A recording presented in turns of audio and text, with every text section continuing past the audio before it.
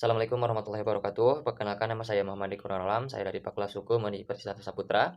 Baik, di sini saya akan mereview isi dari jurnal Dinamika Hukum Indonesia antara Restat dan Rule of Law.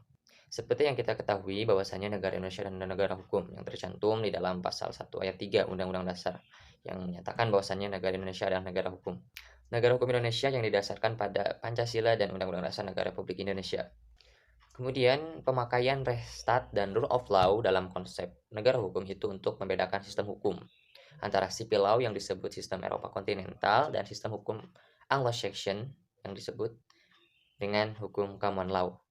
Kemudian Lawrence and Friedman membagi unsur-unsur sistem hukum dalam 3 jenis.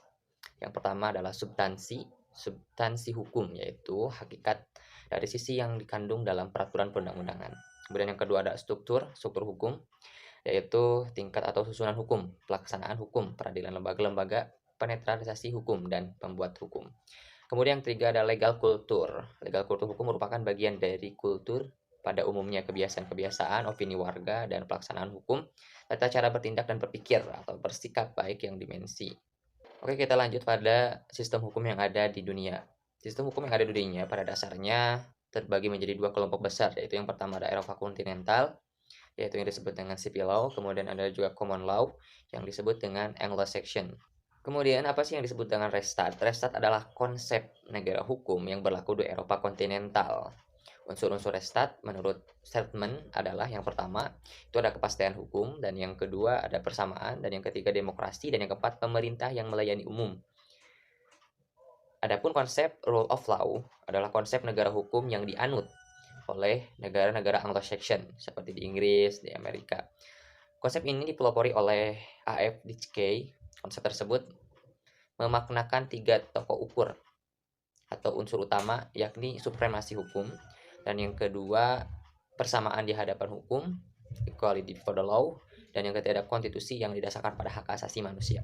Sehingga dapat disimpulkan bahwasanya negara hukum memiliki 3 unsur. Yang pertama itu hak asasi manusia, kedua itu adalah pembagian kekuasaan, dan yang ketiga adanya undang-undang bagi tindak pemerintah, dan yang keempat adanya peradilan administrasi yang terdiri sendiri. Negara hukum Restat atau Rule of Law memiliki pengertian bahwa negara memberikan perlindungan hukum kepada warga negaranya melalui pelembagaan peradilan yang bebas dan tidak memihak serta menjamin hak asasi manusia. Nah, itu pengertian mengenai tentang Restat dan Rule of Law. Hanya membedakan antara negara yang menganut Restat itu dianut biasanya disebut oleh negara yang menganut sistem Eropa kontinental, sedangkan Rule of Law itu digunakan dalam sistem hukum Anglo-Saxon atau common law. Kemudian apa sih hubungannya negara demokrasi dengan negara hukum?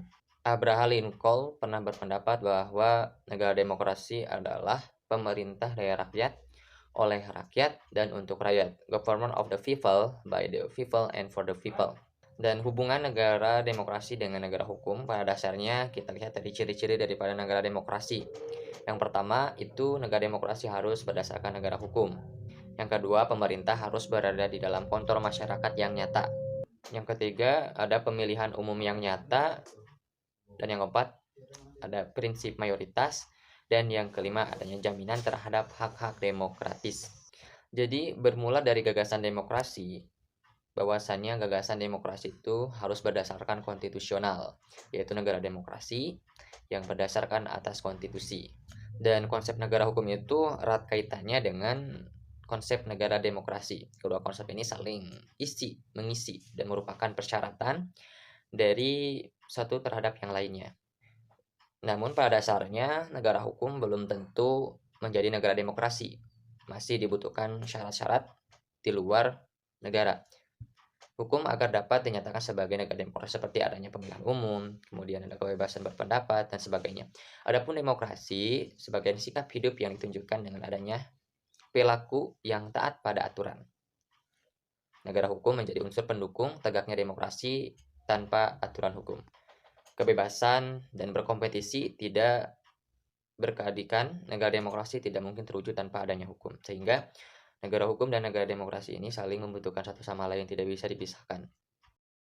Mungkin itu saja yang bisa saya sampaikan, kurang lebihnya mohon maaf. Wassalamualaikum warahmatullahi wabarakatuh.